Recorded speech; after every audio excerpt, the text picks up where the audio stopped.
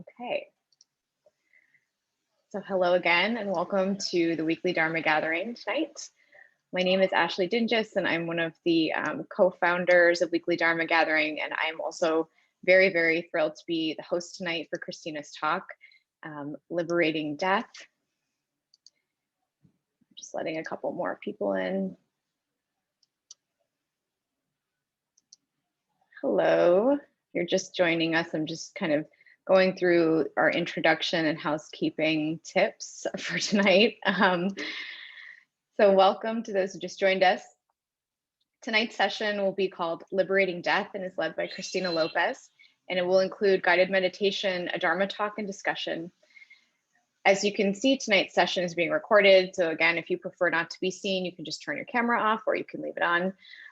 If you ask a question, you will be recorded. So if you prefer not to be recorded, you can also private message me in the chat box.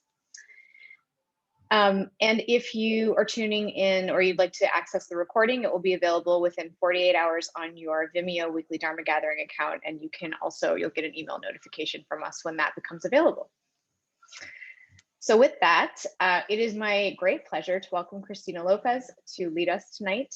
Kristina is an artist, death doula, and meditation teacher. She believes in the power of meditation as a tool for collective liberation. Kristina has studied the philosophy and science of meditation in the Tibetan Buddhist Mahayana lineage with the Nalanda Institute, Three Jewels, and the Interdependence Project. Her practice is dedicated to social justice, and she infuses an anti-racist, anti-capitalist, and sex-positive lens in her work. So with that, Kristina, it is my pleasure to invite you to please lead us tonight. Thanks so much, Ashley, and hi, everyone. It's really cool to see some familiar faces and new faces alike. And so, yes, I'm Kristina, and I'm here in New York City on Lenape land. But first, happy Trans Day of Visibility as well. And so one of the things that I once learned about land acknowledgement is that we should always try to learn something new about the land that we're on. And I've been really lazy with that.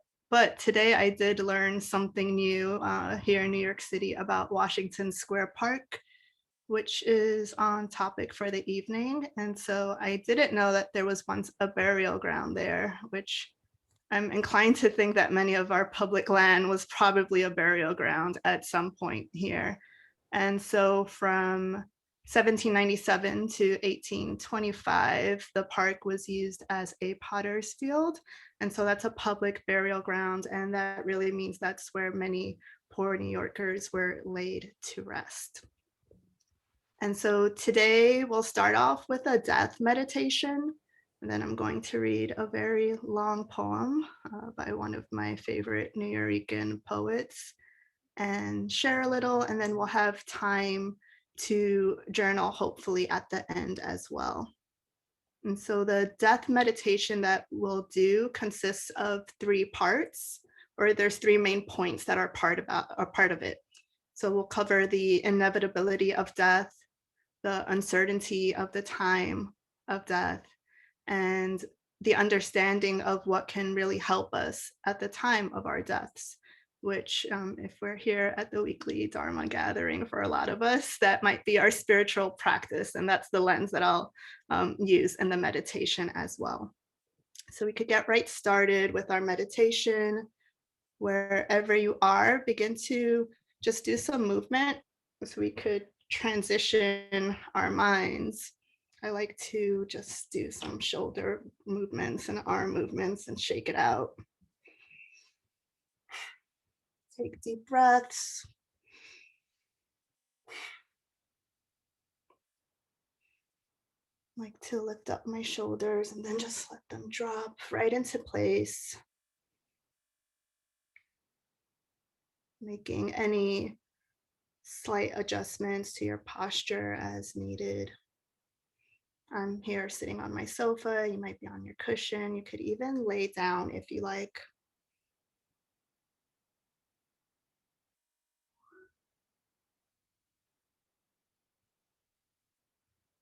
Letting your eyes rest, either closing them all the way or letting a crack of light enter.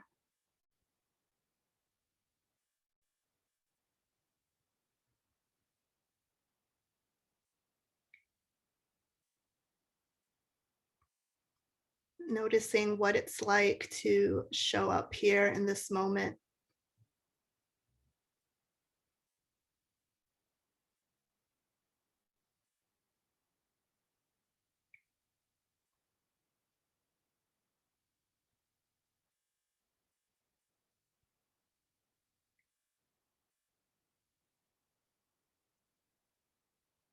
Creating the roots for your practice, feeling the ground beneath you.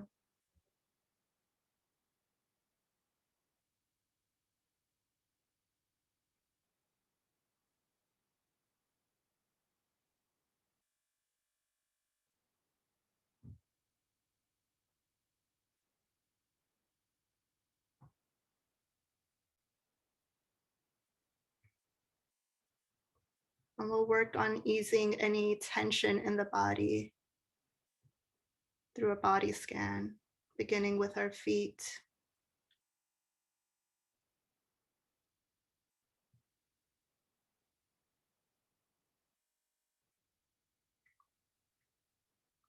Inviting your mind to trace along your bones, along your muscles.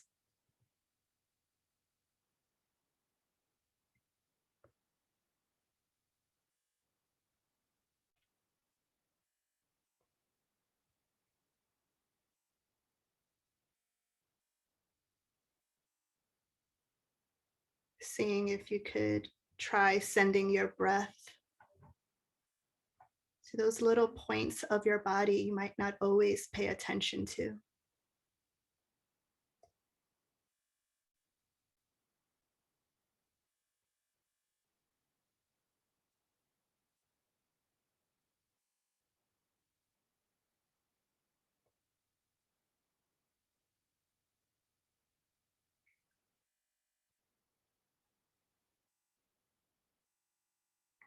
Resting your mind at your stomach area.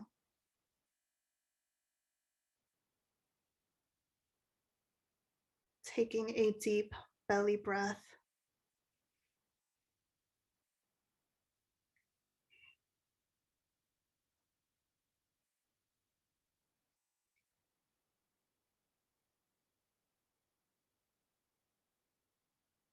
Expanding your diaphragm on the inhale.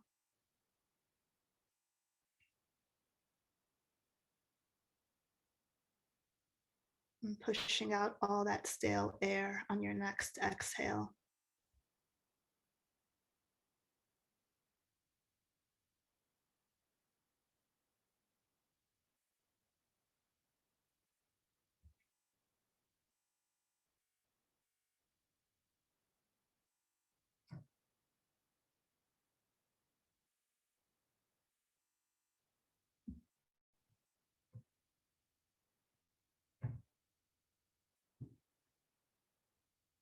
Using your next inhale to roll your shoulders back a bit more.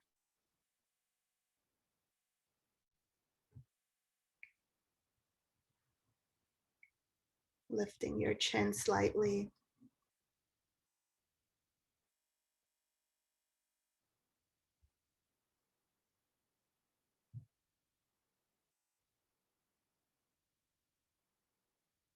Noticing what it's like to breathe.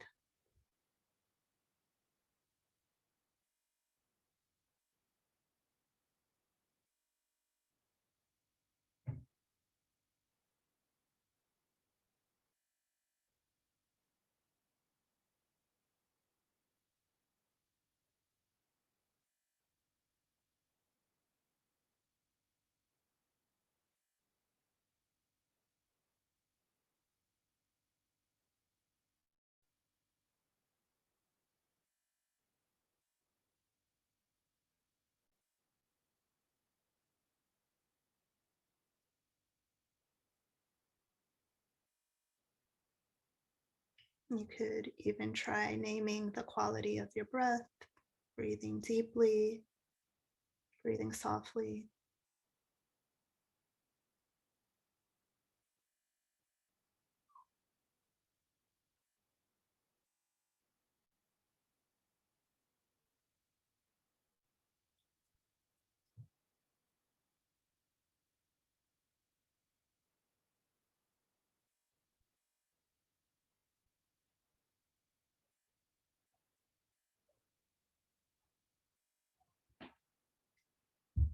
and connecting your breath with your motivation.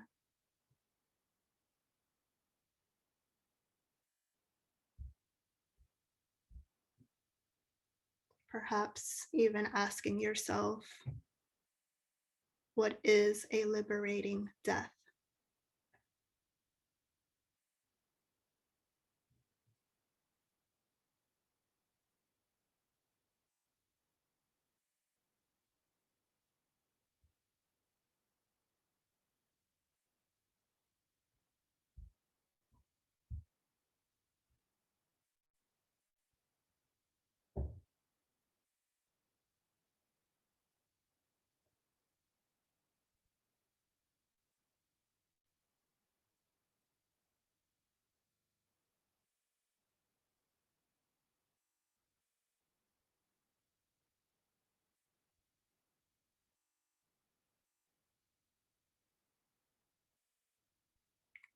And planting the seed for this meditation.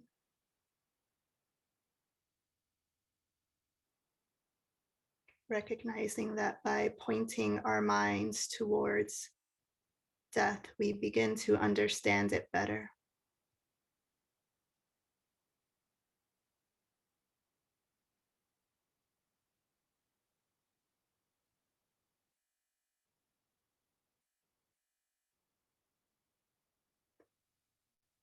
And through our understanding, we help others understand as well.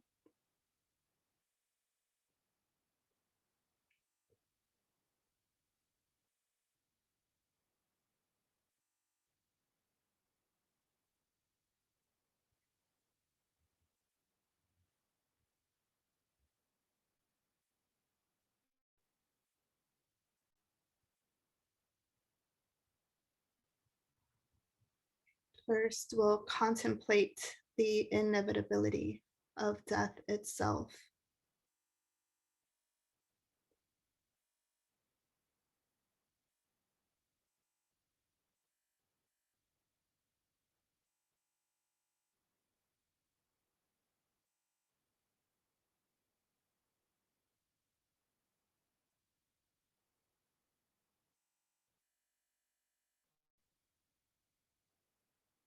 We can recognize that death is something we can be certain of.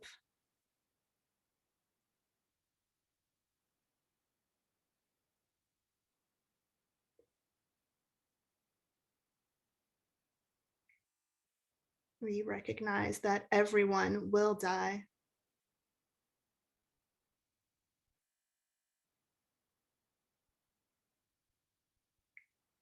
We can bring to mind people from the past, famous names we know, ordinary people we've come across.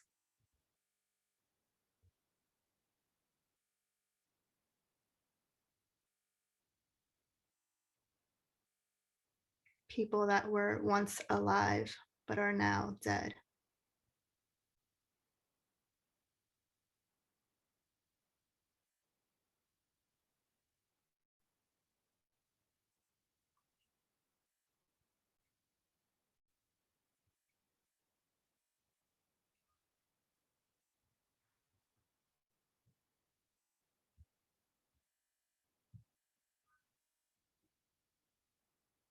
Think of the people you know who are still alive.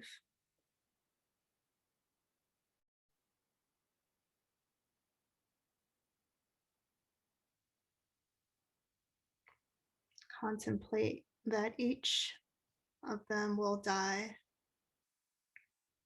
just as you will one day.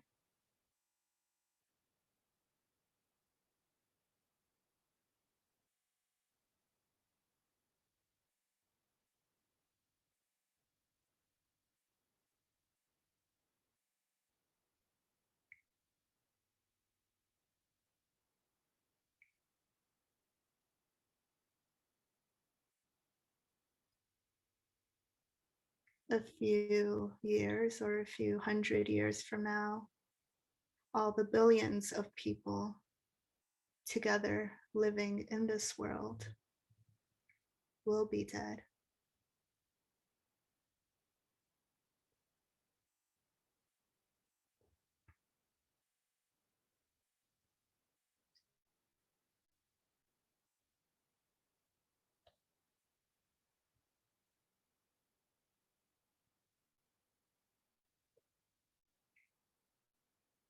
Time continuously passes,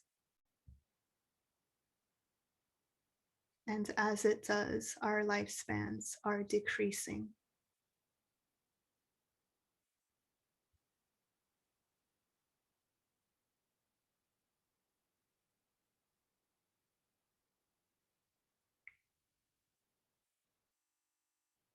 Let your awareness rest on time and how it carries you through this life.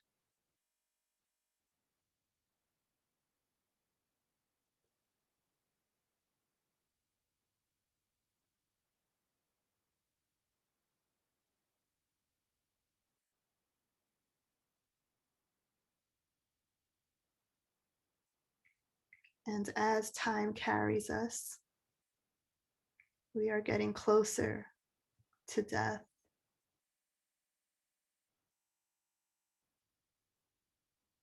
What are you doing to prepare for it?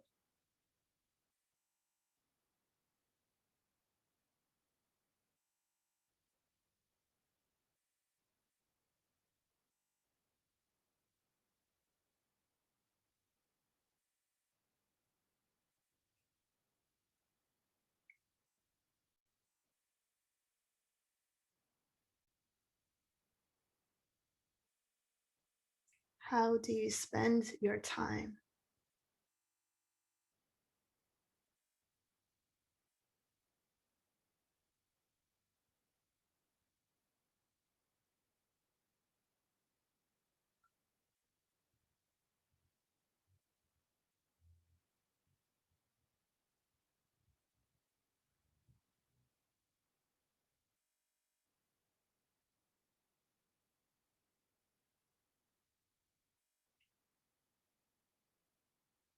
By just placing our mind on time and the inevitability of death,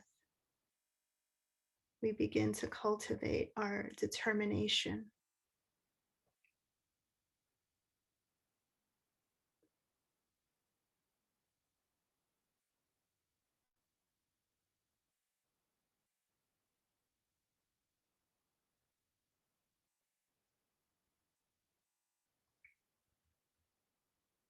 And as determined as we are, there's still an element of uncertainty.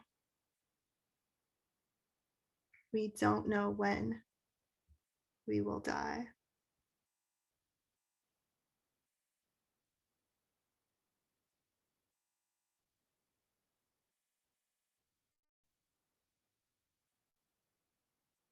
Sometimes death catches us by surprise.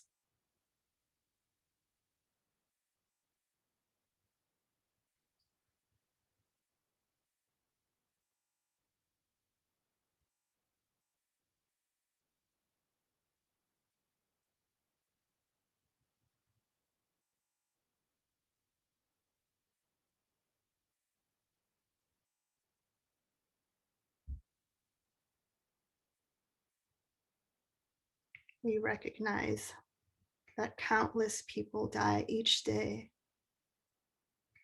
and few of them expected to die in the moment that they did.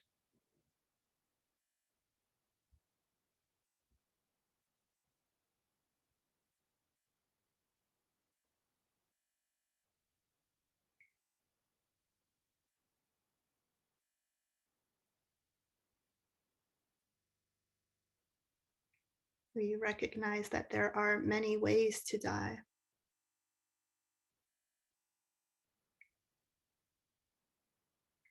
Death happens due to external causes,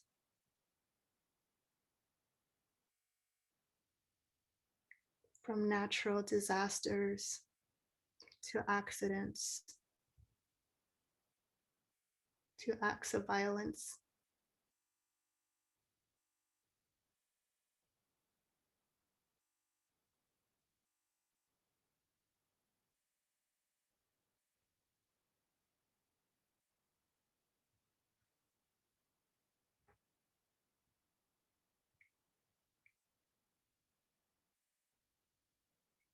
There can be internal causes,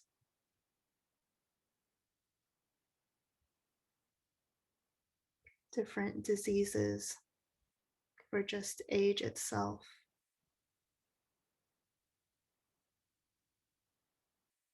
Even the things that nourish us can become the cause of our own death.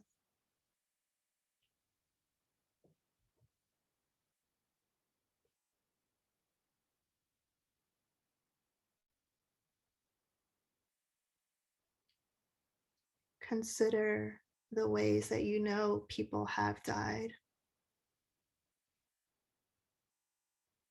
and think of how any one of these things could happen to you as well.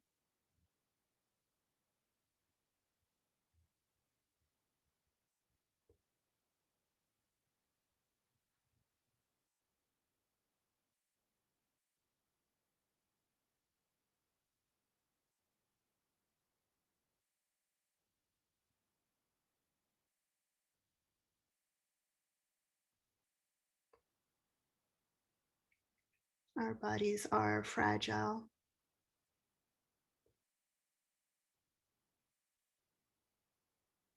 Within seconds, we can shift from one state to another.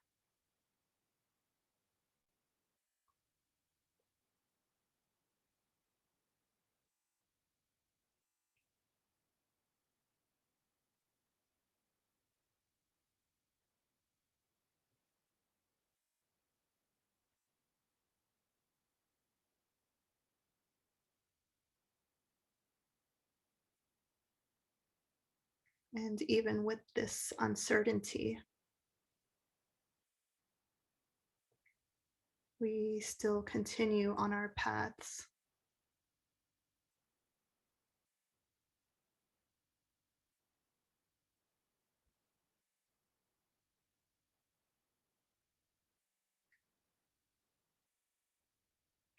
We recognize that those things or people we are attached to cannot go with us.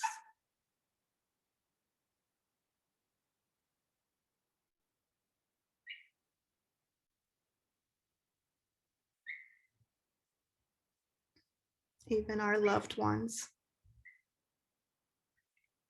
When we die, we go alone.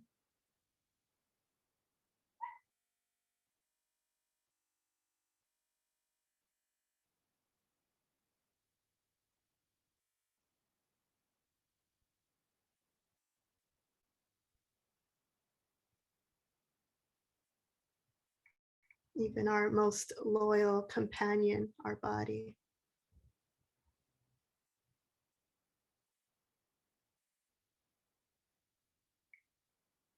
will grow weaker.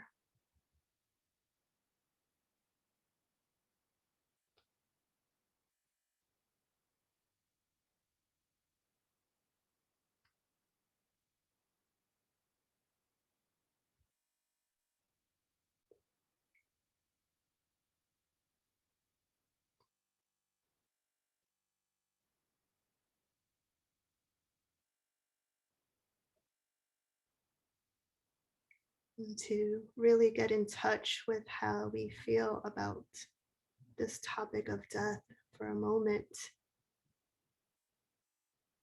imagine what your deathbed will be like.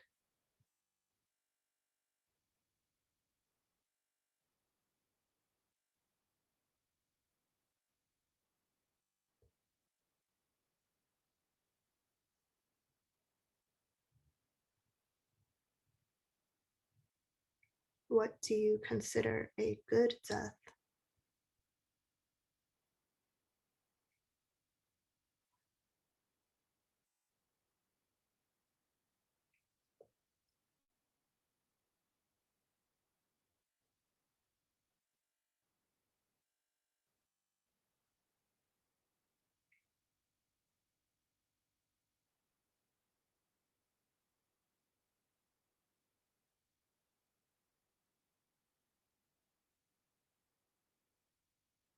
Recognizing how the wisdom you've cultivated this evening in your practice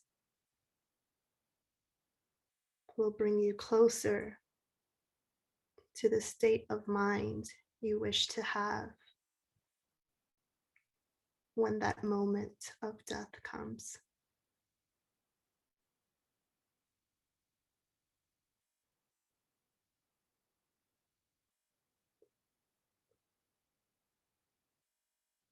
And taking a moment to dedicate your practice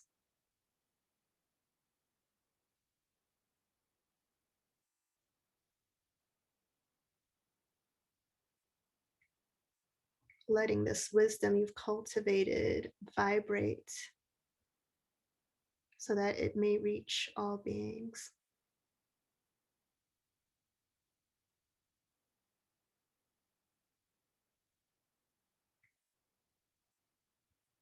May we all have the death we seek.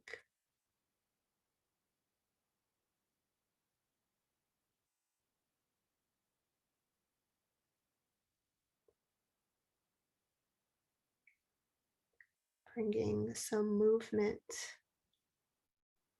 to your body slowly, maybe wiggling your fingers, wiggling your toes,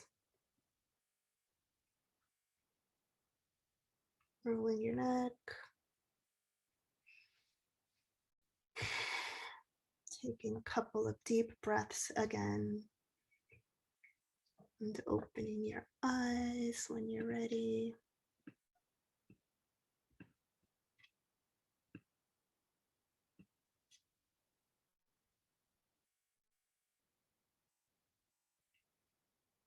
Thank you for trying out that very serious death meditation, everyone. And before we get to sharing some more, I wanted to save that for the end. I'm going to read a long poem called The Puerto Rican Obituary. And so you could still get in a new comfy position if you like. But I recently came across this poem again after not thinking about it for a long time. And it was one of my favorite poems in high school, actually. And as I've gone down this road of death doula work, there's been many moments where I ask myself, how the heck did this become me? I don't know how I got here. And when I reflect, I'm like, oh, there are these little points in time that really make sense looking back at the path. So this is called The Puerto Rican Obituary by Pedro Pietri. Let me take a sip of water first.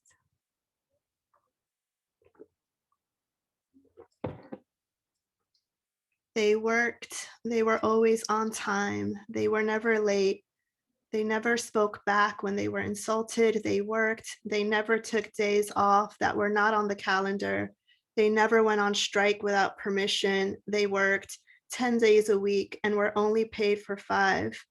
They worked, they worked, they worked, and they died. They died broke, they died owing, they died never knowing what the front entrance of the First National City Bank looks like. Juan, Miguel, Milagros, Olga, Manuel. All died yesterday, today, and will die again tomorrow, passing their bill collectors onto the next of kin. All died waiting for the Garden of Eden to open up again under a new management. All died dreaming about America, waking them up in the middle of the night, screaming, Mira, Mira, your name is on the winning lottery ticket for $100,000. All died hating grocery stores that sold them make-believe steak and bulletproof rice and beans. All died waiting, dreaming, and hating. Dead Puerto Ricans who never knew they were Puerto Ricans, who never took a coffee break from the 10 Commandments to kill, kill, kill the landlords of their cracked skulls and communicate with their Latino souls. Juan, Miguel, Milagros, Olga, Manuel. From the nervous breakdown streets where the mice live like millionaires and the people do not live at all, are dead and were never alive. Juan died waiting for his number to hit. Miguel died waiting for the welfare check to come and go and come again. Milagros died waiting for her 10 children to grow up and work so she could quit working. Olga died waiting for a $5 raise. Manuel died waiting for his supervisor to drop dead so he could get a promotion. It's a long ride from Spanish Harlem to Long Island Cemetery where they were buried. First the train and then the bus and the cold cuts for lunch and the flowers that will be stolen when visiting hours are over is very expensive, but they understand. Their parents understood. Is a long nonprofit ride from Spanish Harlem to Long Island Cemetery.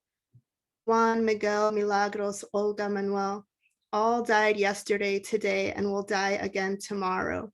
Dreaming about Queens, clean-cut, lily-white neighborhood, Puerto Rican less seen, $30,000 home, the first Bix on the block, proud to belong to a community of gringos who want them lynched, proud to be a long distance away from the sacred phrase, que pasa?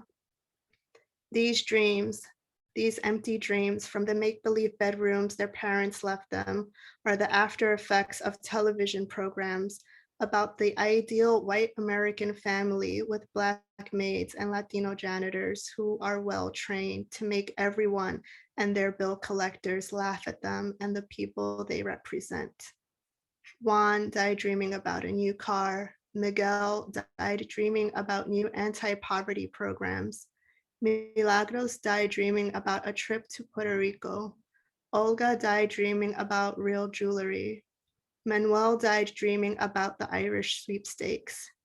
They all died, like a hero sandwich dies in the government district at 12 o'clock in the afternoon, social security number to ashes, union dues to dust.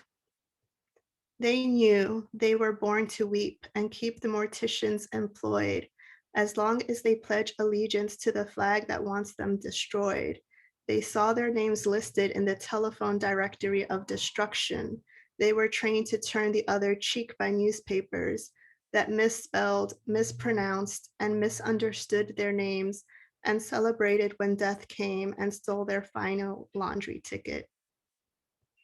They were born dead and they died dead.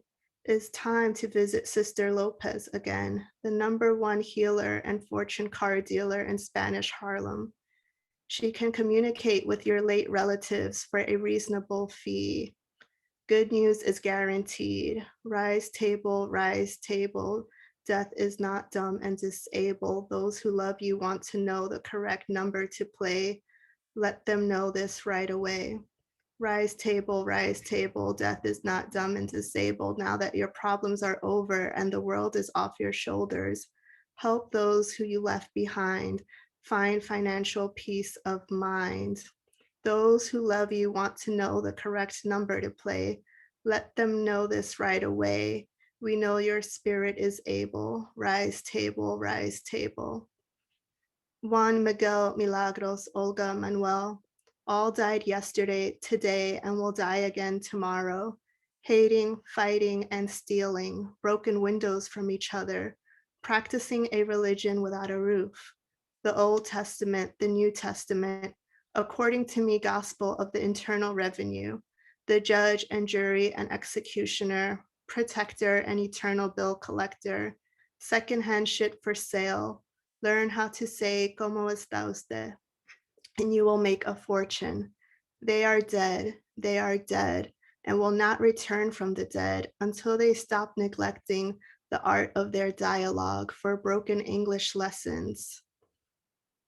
Porters, messengers, boys, factory workers, maids, stock clerks, shipping clerks, assistant mailroom, assistant to the assistant's assistant, lavaplatos, and automatic artificial smiling doormen for the lowest wages of the ages and rages when you demand a raise because is against the company policy to promote spics.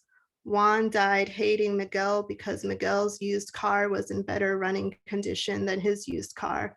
Miguel died hating Milagros because Milagros had a color television set and he could not afford one yet. Milagros died hating Olga because Olga made $5 more on the same job. Olga died hating Manuel because Manuel had hit the numbers more times than she had hit the numbers. Manuel died hating all of them. Juan, Miguel, Milagros, and Olga, because they all spoke broken English more fluently than he did. And now they are together in the main lobby of the void, addicted to silence, off limits to the wind, confined to warm supremacy in the Long Island cemetery. This is the groovy hereafter the Protestant collection box was talking so loud and proud about. Here lies Juan, here lies Miguel, here lies Milagros, here lies Olga, here lies Manuel, who died yesterday, today, and will die again tomorrow. Always broke, always owing, never knowing that they are beautiful people, never knowing the geography of their complexion. Puerto Rico is a beautiful place. Puerto Ricanos are a beautiful race. If only they had turned off the television and tuned into their own imaginations. If only they had used the white supremacy Bibles for toilet paper purpose and make their Latino souls the only religion of their race. If only they had returned to the definition of the sun after the first mental snowstorm on the summer of their senses. If only they had kept their eyes open at the funeral of their fellow employees who came to this country to make a fortune and were buried without underwear. Juan, Miguel, Milagros, Olga, Manuel will right now be doing their own thing, where beautiful people sing and dance and work together, where the wind is a stranger to miserable weather conditions, where you do not need a dictionary to communicate with your people. Aquí se habla español all the time. Aquí you salute your flag first. Aquí there are no dial soap commercials. Aquí everybody smells good. Aquí TV dinners do not have a future. Aquí the men and women admire, desire, and never get tired of each other. Aquí que pasa power is what's happening. Aquí to be called negrito means to be called love. That is the Puerto Rican obituary by Pedro Pietri. And yeah, I just wanted to share that poem because in this conversation around death, I felt like even though that was a poem about a specific people and a specific time, for me, it spoke to so many of the issues around death that we have showing up in our world at this moment. Yeah, it's kind of hard for me to have this talk when I know that I was one of the people that was very tuned in to the Derek Chauvin trial today. And yeah, for a long time, when I was thinking about this route and what it means to have a good death, even though I was someone that's been dedicated to racial justice, I didn't like put these two sides of myself together. And the more I learn about death work, the more that I see that entering the space is really a form of activism. And that's perhaps why I felt safe in this space in a way.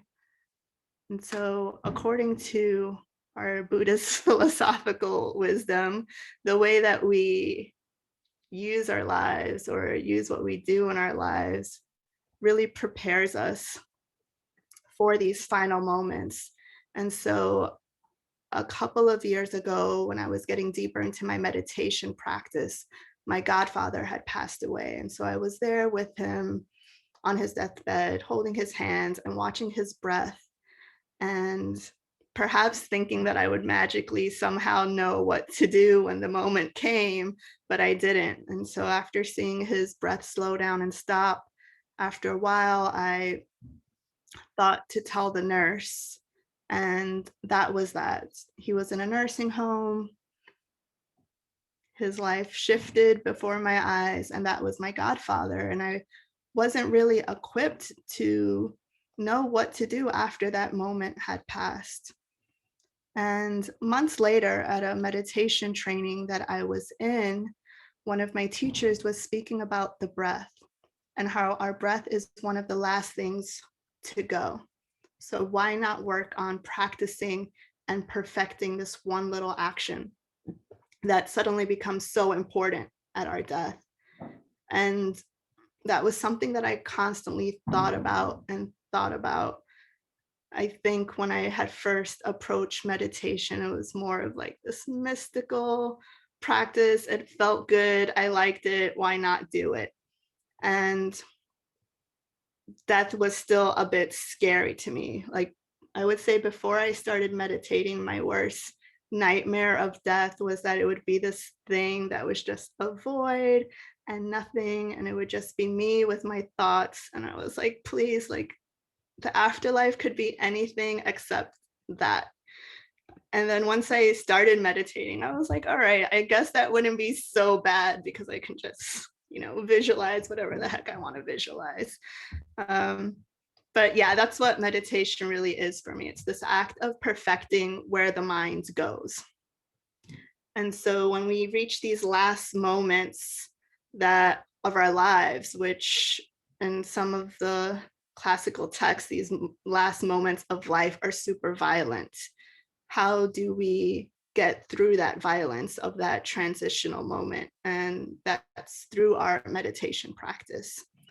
And if there's anyone that's interested in pop culture death stuff, there's a series on Netflix right now, which I think is called Surviving Death. And in that series, in one of the episodes, they interview folks that have had near death or even death experiences and came back. And one of the common threads that stuck with me was how they each spoke about light. And so I paired that with that teaching that I got about breath. So light's this other thing that's one of the later things to go from our senses in that moment, our perception of light, which is also another thing that we work with in meditation a lot. I know I use it in my loving kindness practice, for instance, or even Tonglen. We work on exchanging with light. So as a meditator, I thought that was fascinating that we work with breath and we work with light. And depending on where we are in our practice, like this could be something that's super obvious or something that you don't even think about in your practice. It's like, yeah, like I breathe, I'm gonna do my breath work, or I'm gonna send, as we say in quotes, love and light. And it could be that superficial, or it could be as meaningful as we make it. And that's another thing that stuck with me from that series, which I loved as well. In these near-death moments, what we see is often what we've trained our minds to see. So if I were practicing from a specific lineage, whatever I've practiced, whatever I've convinced myself will be there, will most likely be there. And that's just how our minds work. I jokingly often say that our minds are very easy to manipulate. When I meditate, I like to smile in my meditation. It makes me happier. So just having that little smile tricks the mind. And so what happens when we're layering this through time, through our meditation practice, through approaching the things that are difficult to us? For me, thinking about death was a difficult thing that I didn't want to do. And many of us are like that. Or at least I convinced myself, okay, if I don't think about death, no one I know is gonna die. I'm not gonna die. Like when it happens, and that's not anytime soon. So that's why a death meditation is really important, because we're approaching this thing that we want to shift. And that's throughout any practice. In order to change something, we have to name the thing itself that we want to change. Let's see my notes. I also wanted to touch base on, specifically in Buddhism, so we have the idea of the bardo, and we think of our existence in these stages, from life to dying to death, to after death to rebirth. And this is all based in a way on our karmic actions. And yesterday I had this insight. I can't stop myself from sharing because I still wanted to think about it more. But I was just thinking about the concept of interconnectedness and karma. And the question that I asked myself was, if we're all interconnected, then can I really perceive another karma that's not my own? And that's been a question that has at least stuck with me since yesterday, especially thinking about death and the identity that I have. And that means that a good death is not something that I feel is promised to me based on a few overlapping factors. Um, yeah, so that insight I had was really trying to think about the violence that I see in the world. I think it was spawned by a question I saw somewhere silly like Reddit or something like that, which was a question that was posed about like if you saw someone that needed a certain kind of help, like what would you do in that moment? If you help them, would it be shifting their karma, or would that person's karma still come back around even though you tried to do something to shift it? I think it's a really important and valuable contemplation to rest on. So yeah, in our life that is impermanent itself, what we don't know about death is what's true about death in a way. So it's certain that we will die, and we don't know when or how. And to get concrete on what our path is and what we want to transcend, as I mentioned, it's really valuable to name that thing we want to transform. And for me, that was death. I want to have a liberating death, which is the thing that I've been thinking about this past year, and it's just growing more and more. And what I wanted to invite us to do, maybe for 5 minutes, is contemplate that together. I'll paste it here in the chat. So it's just 3 little prompts. So define what liberation is for yourself. I love that word liberation because for me, it's a word that was around in all the things that I like. So, we talk about liberation in art, we talk about liberation in social justice, and we talk about liberation in Buddhism. So it's really important to define, what does it mean to be liberated? And in relation to death, what is that good death, maybe that you pondered in the meditation earlier or even now? And then even more importantly, what can you do in this life to strive for everyone to have that good death? And part of the reason that thinking about death is so important is because it just plants a seed. We start to make different actions based on where we want our mind to be, where we ourselves want to be. So let's journal for 5 minutes.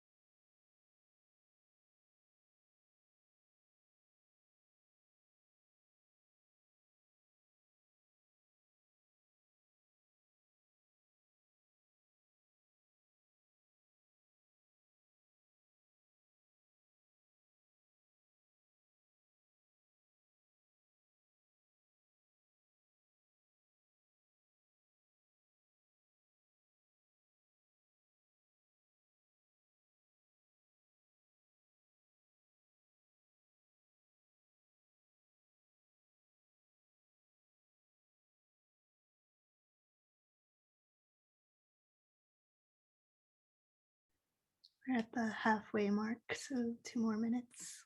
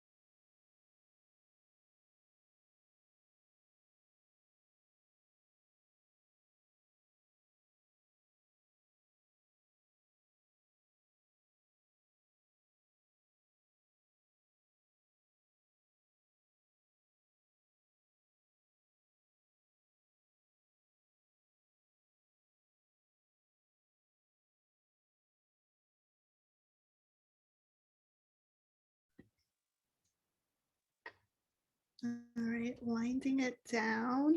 For anyone that's still jotting, is there anyone else that might want to share? This is the hardest part of the evening, group share.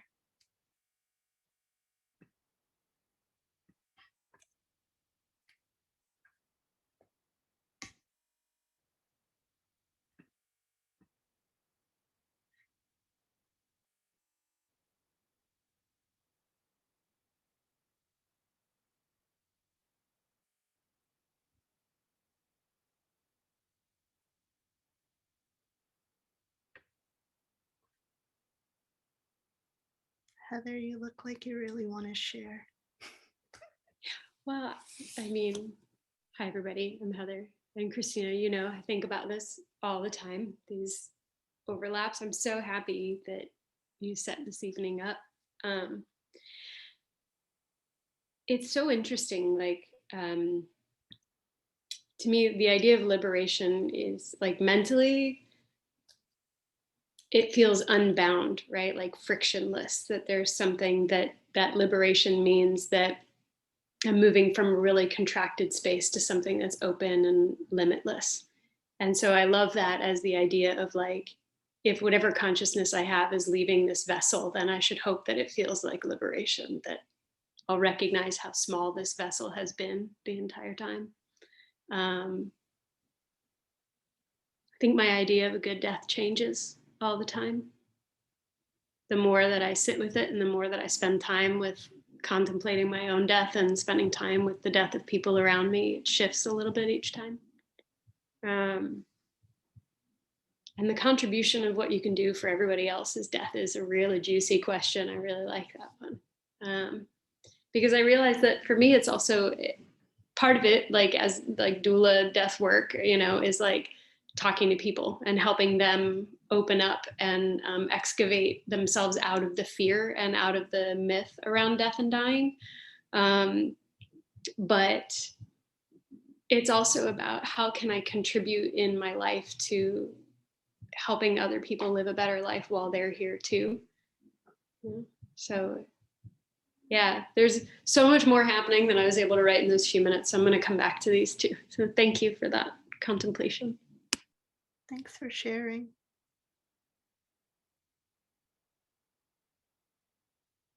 Is there anyone else that would want to share any one of your answers to the prompts? I can share. I'm a little nervous because this is like I'm new to all of the death and grief work, but I was thinking about like liberation kind of in my like Buddhist kind of conceptual, like what does it mean in Buddhism? So I dropped that and I was like, well, to me, what liberation feels like is like open space or expansiveness. So maybe in terms of death, I could think about it as like freedom from the attachment of the idea of the physical body and what that means and what it means to let go of that. I think a good death, like peace was a word that came to my mind, like a peaceful or nonviolent death. I think knowing when death is imminent can be a good death because it allows you to do things that you can't do when you don't know. So someone I know just died and they knew they were dying and it was a celebration. So that was very different and that was very beautiful. And then I think that the last question, I really think just talking about death. I came from a family that didn't really talk about it and wasn't really always around when people died. But I always was like in the room when people died for some reason. And it actually really affected me in like a very positive way. So I also think being there for people who are dying, if you're able to be there and hold space, especially for people, if you are in like a situation like that, is very powerful. And then also like holding space for people and allowing them to leave, like allowing their consciousness to go, is something that's really powerful. And I think about that a lot too, if you're in the space. But thank you for the questions. They really were pretty amazing to think about. Thanks for your share, Ashley. For me, in my contemplation of the prompts, I was thinking about liberation as a verb and like this idea that if I am planting the seeds or doing the work, there's something to come out of that. Like my other phrase I've been repeating to myself is we liberate ourselves. And so it's not this idea that someone's going to like come and liberate me or give me something that leads to my liberation. It's me doing things, or it comes from my wisdom. So it's a verb that one commits to, and thinking about what I want to strive to do to ensure everyone's good death. What came to me in this moment, something that I've been thinking about but haven't been doing the work for, is because I'm a very mystical-y kind of person. So when things are legit and let's say deal with the government and laws, I'm like, that's a different world. But I really want to get to know laws around mental health better, because I feel like so much of the violence that I see is really related to mental health in others and services not being available or being difficult to get, and people not being cared for. So that's something that I want to learn about. With that said, if anyone has any questions, I am here for your questions. If not, I am so excited to see all of you, and I hope to see you soon.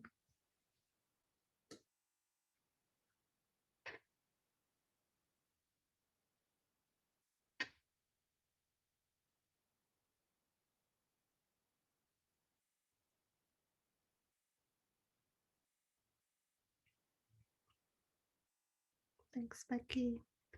Thank you, everyone. And yeah, I'll leave my email here if you want to stay in touch, or if anything else comes up later, I'm happy to answer any questions. Thank you so much, Kristina. This has been a really beautiful evening. And it's been such an honor to be here with you. Thank you so much for leading us in these contemplations. And thank you to everyone for joining.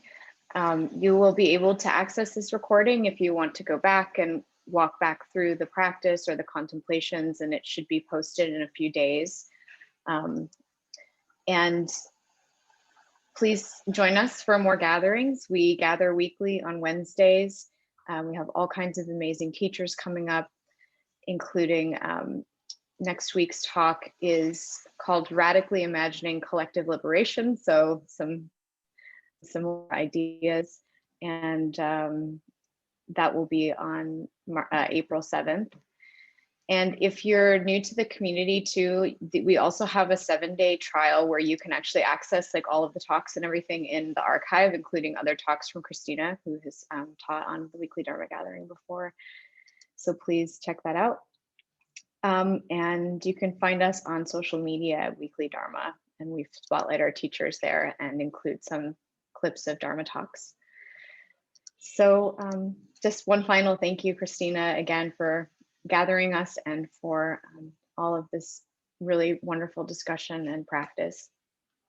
Have a great night, everyone. Thank you.